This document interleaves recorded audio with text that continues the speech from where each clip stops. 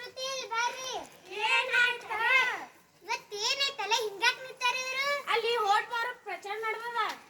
ಅದು ಬಿಡು, ಇಲ್ಲಿ ಇಬ್ರು ಪೊಲೀಸ್ ಹತ್ಕೊಳ್ಳಿ. ಇಲ್ಲಿ ಗಂಡ್ಮಕ್ಳು ಅಲ್ಲಿ ಹೆಣ್ಮಕ್ಳು ಯಾಕೆ ನಿಂತಾರಲ್ಲಿ? 18 ವಯಸ್ಸು ಆದ ನಂತರ ಹೋಟ್ ಮಾಡೋ ಹಕ್ಕಿರ್ತದ. ನಮ್ಗೊಬ್ರನ್ನ ಹಾಕ್ಬೇಕಲ್ಲ, ನಡ್ರಿ ನಾವು ಹೋಗೋರಿಗೆ ಗೆಲ್ಸು. ನೋಡ್ರಿ, ನಾವು ಓಟ್ ಹಾಕೊಂಡ್ರೆ ಕಸ ಮುಸ್ರಿ ಮಾಡಿ ಬರೋಣ್ರಿ.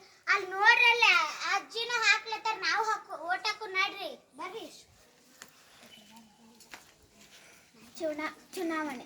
ಪ್ರಜಾಪ್ರಭುತ್ವದಲ್ಲಿ ಜನಪ್ರತಿನಿಧಿಗಳನ್ನು ಚುನಾವಣೆಯ ಮೂಲಕ ಆಯ್ಕೆ ಮಾಡಲಾಗುತ್ತದೆ. ಮತದಾನವು ಚುನಾವಣಾ ಪದ್ಧತಿಯ ಮುಖ್ಯ ಅಂಶವಾಗಿದೆ.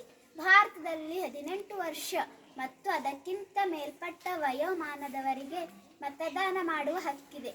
ಮತದಾರರು ರಹಸ್ಯ ಮತದಾನದ ಮೂಲಕ ಅಭ್ಯರ್ಥಿಗಳನ್ನು ಆಯ್ಕೆ ಮಾಡುತ್ತಾರೆ. ಮತಗಟ್ಟೆ ಮತ ಚಲಾಯಿಸುವ ಸ್ಥಳ. ಮತದಾನ ಚುನಾವಣೆಯಲ್ಲಿ ತನ್ನ ಆಯ್ಕೆಯನ್ನು ವ್ಯಕ್ತಪಡಿಸುವುದು, ಮತ ಚಲಾಯಿಸುವುದು.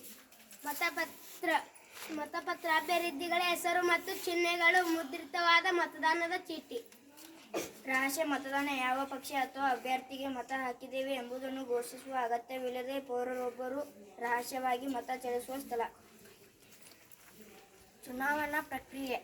ಚುನಾವಣೆಗಳನ್ನು ಒಂದು ವೇಳಾಪಟ್ಟಿಯಂತೆ ನಡೆಸಲಾಗುವುದು. ಚುನಾವಣಾ ಅಧಿಸೂಚನೆ ಹೊರಡಿಸುವುದು. ಪ್ರಾರಂಭದಲ್ಲಿ ಅಭ್ಯರ್ಥಿಗಳಿಂದ ನಾಮಪತ್ರ ಸಲ್ಲಿಕೆ, ನಾಮಪತ್ರ ಪರಿಶೀಲನೆ. ಸ್ಪರ್ಧೆಯಿಂದ ಹಿಂದೆ ಸರಿಯಲು ಬಯಸುವ ಅಭ್ಯರ್ಥಿಗಳಿಂದ ನಾಮಪತ್ರ ಹಿಂತೆಗೆತ. ಮತಯಾಚನೆಗಾಗಿ ಅಭ್ಯರ್ಥಿಗಳಿಂದ ಮತ್ತು ಪಕ್ಷಗಳ ನಾಯಕರಿಂದ ಚುನಾವಣಾ ಪ್ರಚಾರ. ನಿಗದಿತ ದಿನಾಂಕದಂದು ಮತದಾನ. ಮತಗಳ ಎಣಿಕೆ ಹಾಗೂ ಫಲಿತಾಂಶ ಘೋಷಣೆ. ವಿಜೇತ ಅಭ್ಯರ್ಥಿಗಳ ಪಟ್ಟಿ ಬಿಡುಗಡೆ.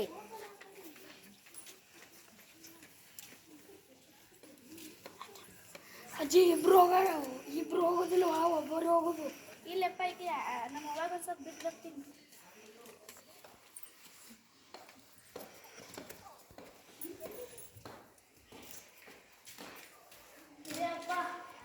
Aadhaar card voter I D ಇಲ್ಲೇನ?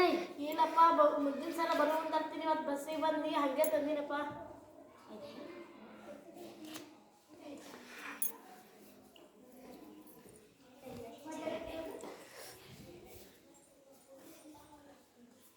ಕೈ ನಡೆಸಬೇಡ.